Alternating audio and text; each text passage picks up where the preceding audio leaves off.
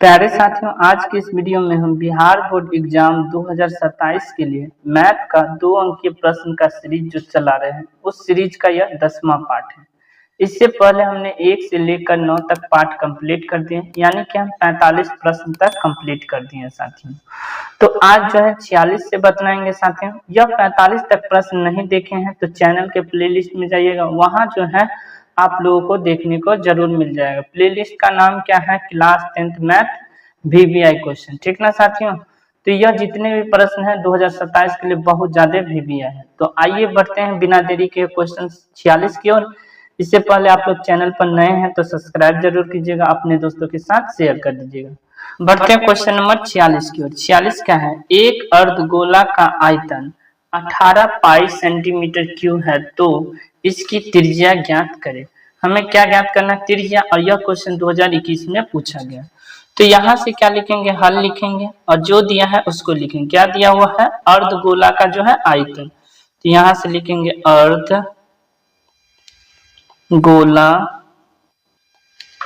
का आयतन।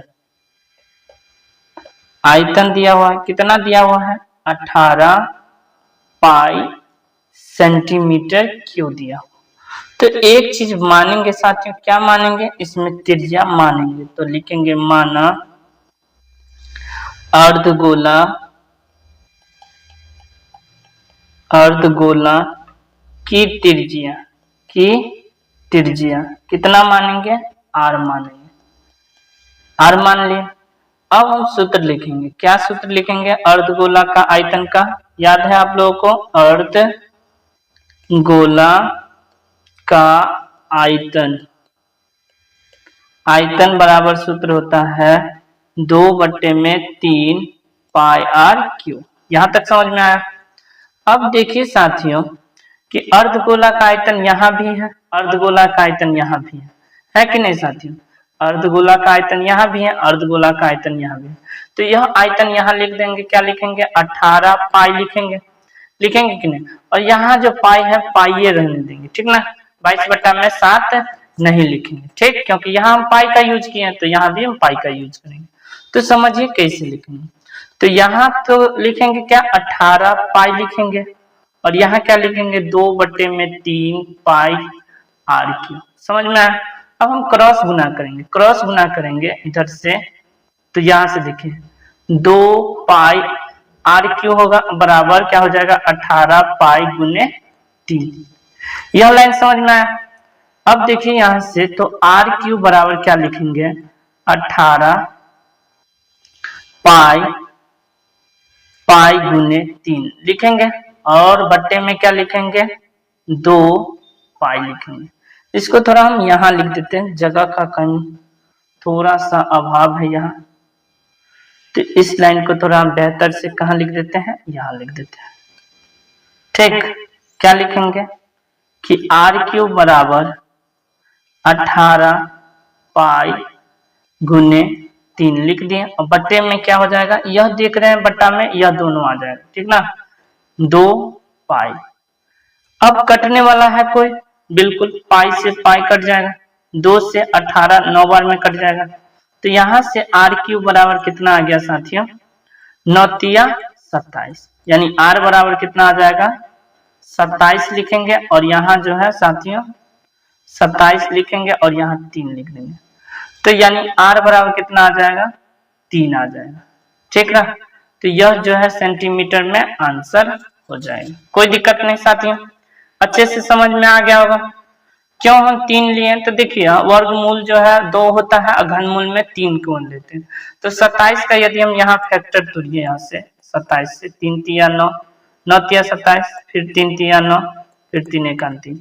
तो घनमूल जब करेंगे तो इस 3 में से हम एगो लेते हैं, यही 27 का क्यूब कर दिए साथियों, 27 का घनमूल कर दिए तो 3 आ गया। समझ में आया साथियों? अच्छे से बढ़ते हैं नेक्स्ट क्वेश्चन की। क्वेश्चन नंबर 47 नंबर क्वेश्चन क्या है?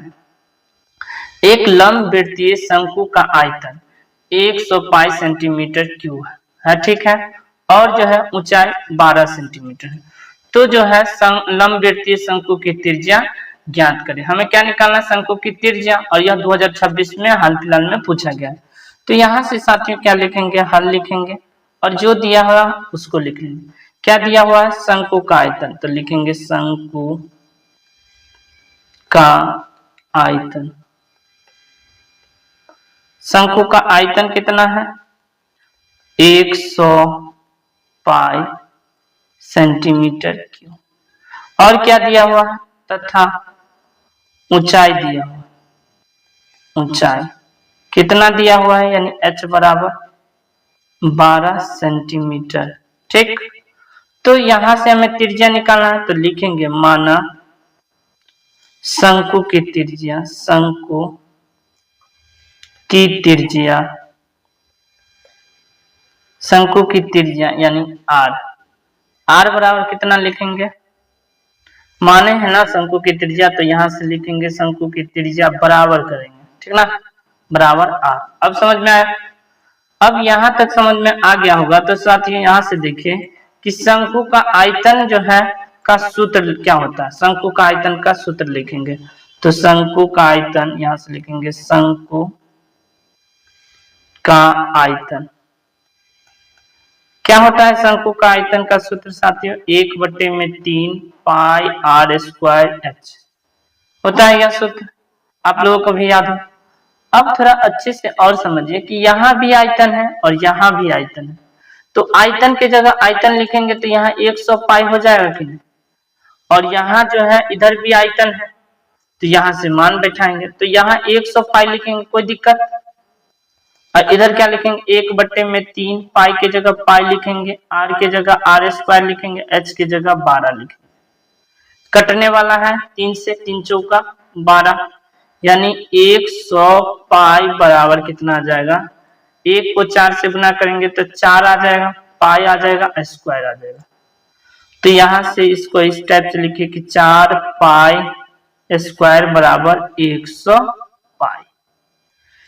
अब यहां से r स्क्वायर बराबर क्या लिखेंगे, 100 पाई तो लिखेंगे ही, और यह क्या आ जाएगा, बट्टा में आ जाएगा, बट्टा में कितना 4 पाई।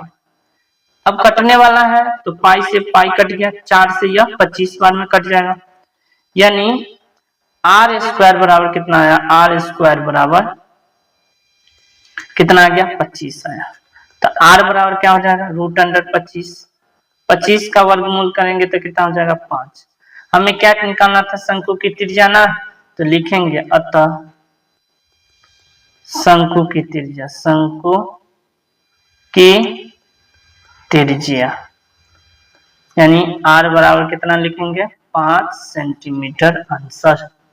समझ में आ गया होगा साथियों। बढ़ते हैं नेक्स्ट क्वेश्चन की ओर।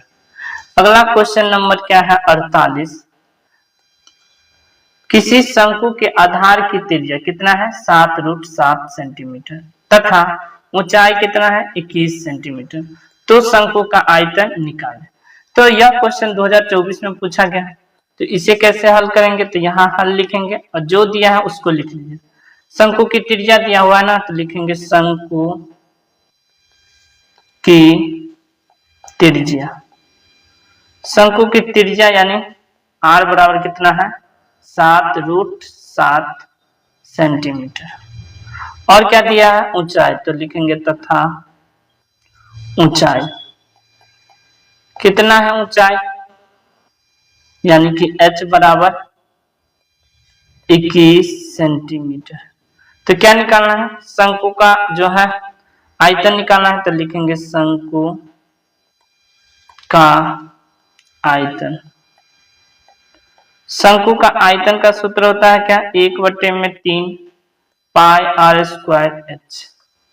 तो यहां से जो है 1/3 तो लिखेंगे, पाई का मान जो है 22/7 भी लिखेंगे, r के जगह लिखेंगे 7√7 का स्क्वायर, ठीक ना, और गुने h के जगह 21 लिखेंगे। तो यहां से कटने वाला है कोई, 7 से देखिए, 7 तिया 21, यह 3 से यह 3 कट गया, तो क्या आया 22 गुने, यहाँ देखिए 7 को 7 से गुना कर देंगे तो 49 आ जाएगा, स्क्वायर से रूट कट जाएगा तो 7 आ जाएगा। अब इन सब को गुना कर लेंगे, ठीक ना साथियों, तो यही इसका आंसर हो जाएगा। तो गुना करेंगे तो कितना होगा, 22 को पहले हम 7 से गुना कर लेते, 22 को 7 से गुना कर लेंगे तो 7 दूना 14, 7 दूना 14, 1 15, 154। फिर हम इसको क्या करेंगे, 49 से गुना करेंगे, 49 से गुना करेंगे, गुना करिए। 9 चौक 36 का 6 हासिल 3, 9 पच्चे 45 और 3 48 का 8 हासिल 4, 9 का 9 और 4 13, फिर यहाँ 31, ठीक ना। उसके बाद देखिए 4 चौका 16 का 6 हासिल 1, 5 चौका 20 और 1 21 का 1 हासिल 2, 4 1 4 और 2 6।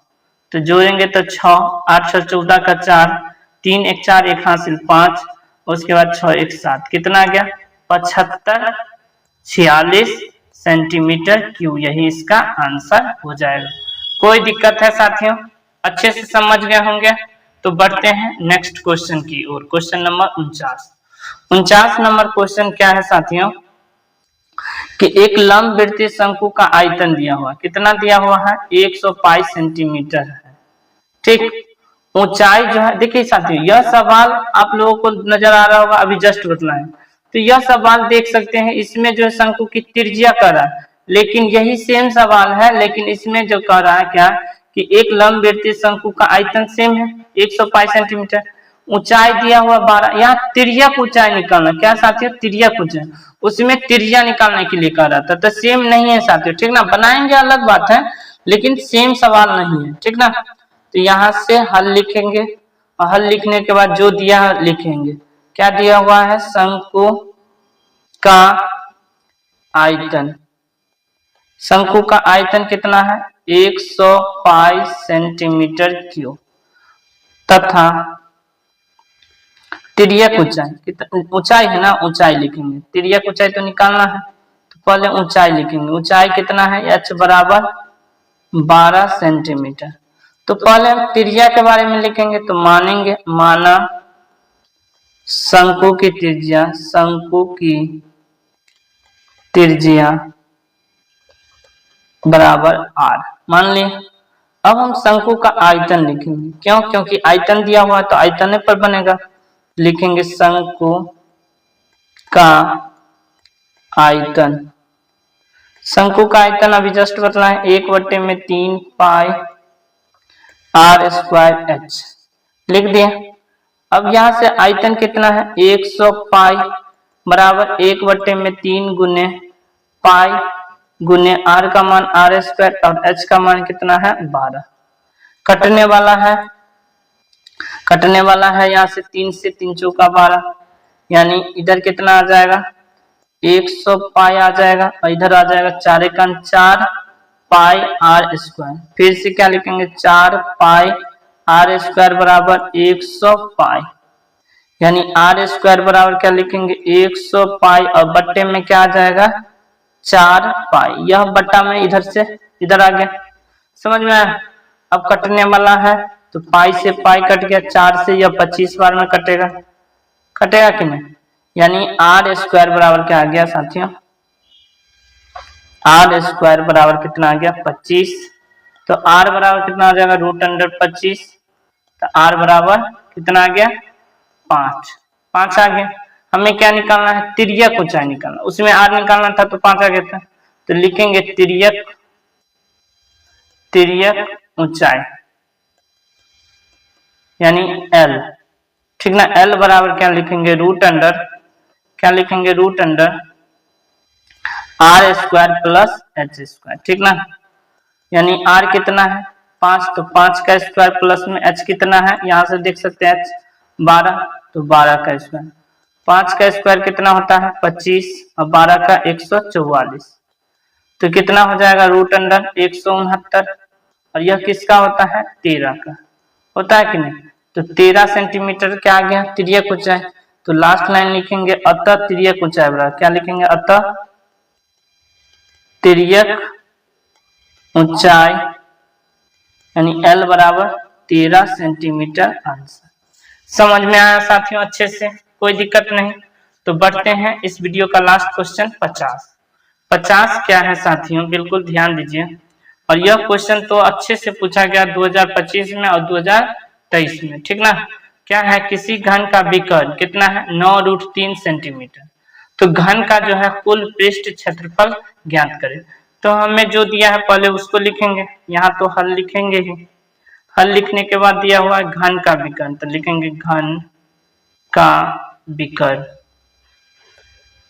कितना दिया हुआ है 9√3 सेंटीमीटर लिख दिया। तो पहले हम घन की भुजा ज्ञात करेंगे, तो उसके लिए मानना पड़ेगा, माना घन की भुजा, घन की भुजा, घन की भुजा बराबर ये मानेंगे। तो घन का विकर्ण का सूत्र याद है आप लोगों को, घन का विकर्ण, घन का विकर्ण का सूत्र होता है √3a। अब यहां से देखिए विकर्ण दिया हुआ है 9√3, तो इसके जगह लिखेंगे 9√3 बराबर √3a लिखेंगे, यानी कि √3a बराबर कितना लिखेंगे 9√3।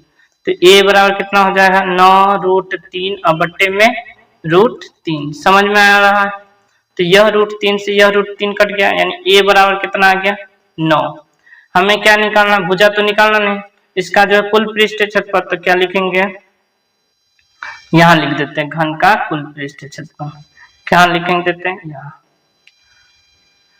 क्या लिखेंगे घन का कुल पृष्ठीय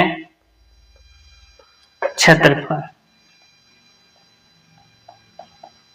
क्षेत्रफल क्या होता है 6a², मतलब 6 गुने a² मतलब 9 गुने 9।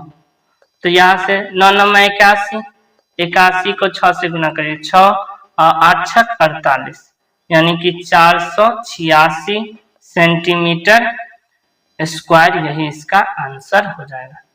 तो साथियों आज की इस वीडियो में हमने अभी तक 1 से लेकर 50 तक प्रश्न देख लिए हैं, टोटल 10 पार्ट में बांटकर, ठीक ना।